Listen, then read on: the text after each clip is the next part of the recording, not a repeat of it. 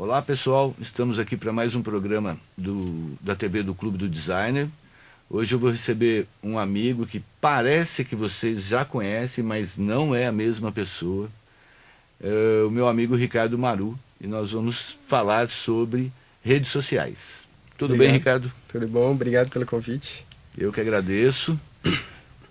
A primeira pergunta que eu gostaria de fazer é: qual foi o primeiro movimento de rede social que nós tivemos de grande destaque? Então, na verdade, a rede social sempre existiu, né, Ingman? A diferença aqui, existe uma rede social digital hoje, Certo. nos tempos de hoje, e uma rede social que sempre existiu, desde quando o homem é homem. O ser humano é gregário por natureza, então ele se junta, teoricamente, ele se juntaria para proteção. Depois de algum tempo, a gente começou a perceber que essas junções dos seres humanos em si, eles faziam com que a evolução prosseguisse, a própria evolução humana prosseguisse. E evoluiu tanto que hoje em dia a gente tem redes sociais digitais e a velocidade da comunicação é tão instantânea e tão veloz que você estar fora disso é praticamente impossível. Entendi.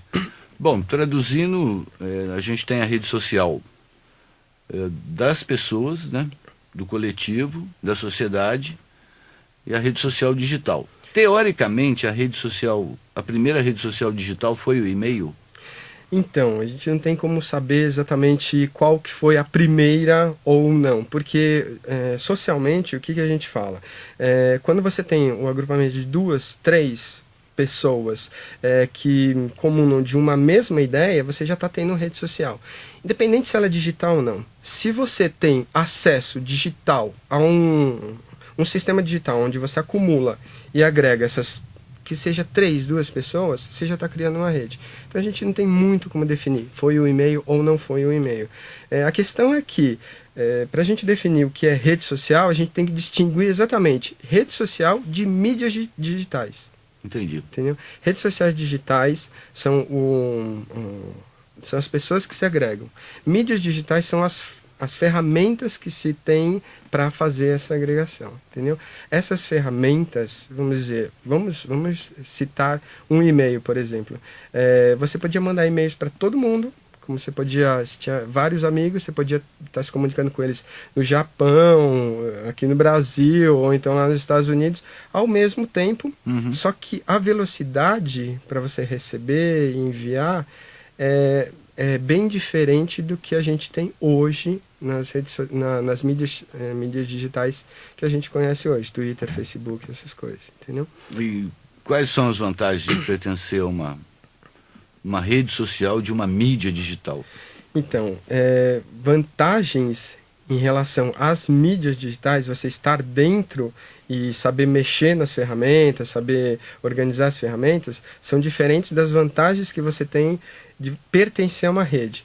A rede oferece hoje para você um acúmulo de informações que a gente nunca teve antes. Então, só para citar um exemplo, antigamente, na Idade Média, você escrevia carta, enviava para um pombo correio. Para um pombo correio. E a carta ia e demorava séculos, milhões de anos para chegar e ter uma resposta disso, certo? Hoje você escreve no Twitter: gente, eu tô aqui na Avenida Paulista, eu tô aqui na Impacta, gravando uma entrevista com o Engman aqui na Impacta. Imediatamente, quem tá me seguindo já vai me responder: pô, eu tô aí perto, eu vou passar aí, entendeu? Essa velocidade da informação é um dos benefícios que a gente fala dentro da rede social. Saber mexer em mídia, outra vantagem, aí vai muito mais em relação ao mercado em si do que fazer parte de um grupo. Você comentou sobre o Twitter. Essa coisa de seguir Twitter, eu não acompanho, eu não tenho tempo para isso. Mas não é coisa assim de vagabundo ou de serial killer? Tem alguma vantagem de seguir alguém no Twitter? Peraí. Vantagem sempre tem, né? Agora, eu espero que você não vá criar uma polêmica Não. em relação a isso, para que todos esses vagabundos que seguem no Twitter comecem a twittar. Mas na verdade não. Qual é a vantagem do Twitter? Ele foi criado, na verdade, como um sistema de broadcast. No início ele foi... O que é um broadcast? Uma pessoa falando para muitos. Os próprios usuários começaram a modificar a ferramenta para que muitos falassem para muitos. Então, o Twitter foi se adaptando às necessidades dos próprios usuários. A tua ideia era uma ideia inicial, onde estava escrito lá, o que você está fazendo agora? Aí a pessoa chegava e falava, estou no banheiro, né, fazendo minhas necessidades. Ou então, pode falar merda aqui? Né? Essas merdas todas que aconteciam no início. Hoje não. Hoje as próprias empresas já começaram a perceber que essa velocidade da informação beneficia ao branding, beneficia a marca, sim, beneficia as próprias pessoas, pessoalmente em si, facilita muito, porque imagina se você está perdido num lugar onde você está num lugar que você não conhece, você tuita, gente, tem alguém aqui perto que pode me ajudar? A resposta vem imediata. Essa é a vantagem do Twitter. É diferente de um Facebook, que você tem horário para ver, tal. As pessoas que estão realmente, que estão dentro, inseridos no Twitter, elas têm esse costume de responder rápido as coisas. Eu mesmo tenho uma amiga minha que toda vez que eu estou voltando do trabalho, eu vejo que ela está tweetando para saber se está trânsito ou não. Tem uma certa utilidade. Falando das outras... quando o Orkut surgiu, era uma febre, né? Você tem Orkut, né? Não, nunca tive. E eu percebi que as pessoas passavam horas e horas no Orkut. Hoje tem o Facebook. Você acha que o Facebook matou o Orkut? Está substituindo o Orkut? O Orkut ele fez muito sucesso aqui no Brasil só. Em outros... É que tem muitas redes sociais, tem muitas ferramentas de redes sociais que a gente nem conhece. Tem ferramentas na Rússia que a gente não sabe, e existem ferramentas lá que são tão conhecidas quanto o Orkut e Facebook que a gente nem sabe. O Orkut ele teve um boom aqui no Brasil, por quê? Porque facilitou muito os adolescentes a se comunicarem. E aquela vaidade maluca de você seguir a menina bonitinha da escola e ficar mandando recadinho pelo Orkut. Na verdade, na época, foi o que era de melhor. Uhum. Depois começou a banalizar demais. Hoje, se você entrar no Orkut, hoje você vai ver, você não passa 3 páginas sem ter um GIF animado, sem ter alguma coisinha desse gênero bonitinha. O Facebook ele veio para quê? Ele tem uma outra proposta. Existe uma ferramenta diferente, onde você não gera comunidades. O Orkut você gerava milhares e milhares de comunidades. Você gera fanpages. E é? Aí que está. Facilita por quê? Se você, vamos supor que você tem uma mega empresa, ou então que você tem uma empresa de médio porte, você cria uma fanpage e faz um planejamento de comunicação dentro das redes sociais. Você tem como analisar dentro da sua fanpage o que o seu público está pensando sobre o seu produto, sobre o seu atendimento, sobre todas as situações que a tua empresa vai proporcionar para o próprio público. E aí você tem interatividade com o público dentro da sua fanpage. Você pode melhorar a sua empresa por causa dos comentários que eles te proporcionam, como você pode lucrar dentro da sua fanpage.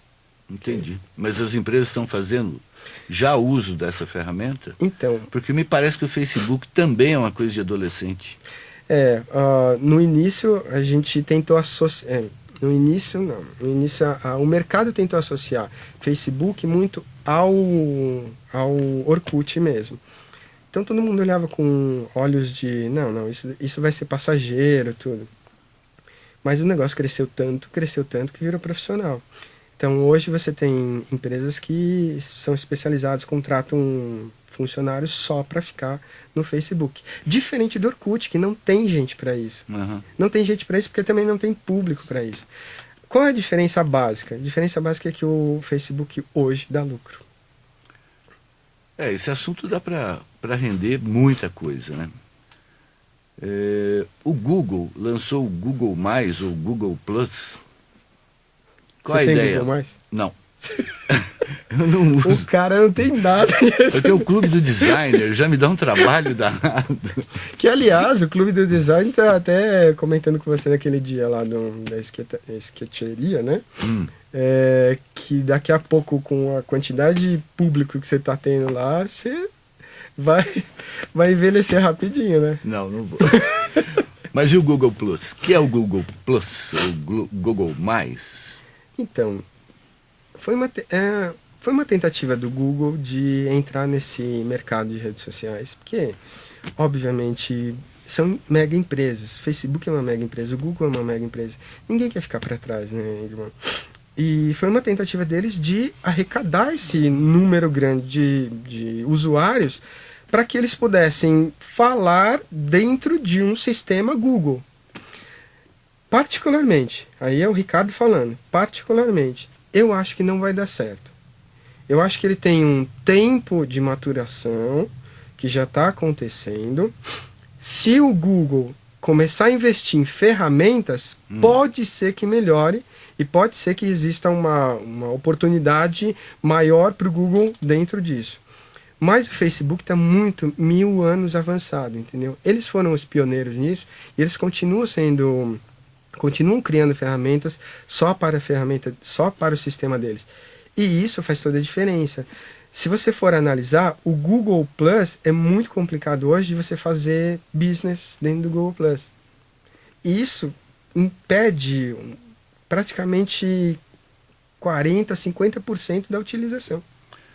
Eu ia abordar outro assunto com você, mas eu vou deixar para uma outra entrevista, que é sobre os memes. Beleza. Que é um assunto bem interessante, eu acho que dá para a gente ter uma aliás, conversa. eu escrevi, né, um artigo. Você escreveu um artigo para o Clube do Designer. Ainda na rede social, que eu acho esse assunto fascinante. Eu noto que as pessoas escrevem cada vez mais errado. Nas redes sociais? Nas redes sociais. De certa forma, isso está contribuindo, eu não sei se a palavra é essa, eu acho ela um pouco pesada, emburrecendo as pessoas. Então, essa é uma questão bem interessante. Eu não acho que a rede social é responsável por isso. Eu acho que sempre existiu gente que escrevia errado.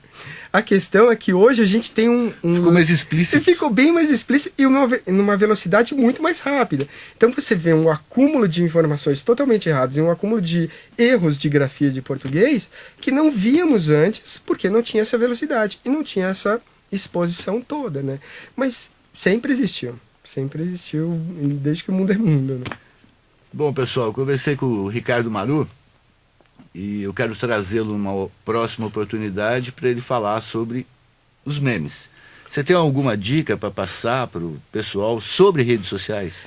Então, a dica que eu teria para passar mais importante hoje, para o profissional que está que está começando a identificar que esse mercado é interessante. Estudem muito, não só as redes sociais, estudem muito a natureza do humano, porque a rede social ela é formada de comunicadores. Se você não tem comunicadores, se você é um comunicador bom, você vai se dar bem. Se você é um comunicador péssimo, se você não sabe comunicar, essa é a dica que eu dou. Estudem muito a natureza humana, estudem muito comunicação, estudem muito a linguagem. Obrigado, Ricardo. Obrigado, Ingmar. Valeu. Obrigado, gente. Até uma próxima oportunidade. Valeu, gente.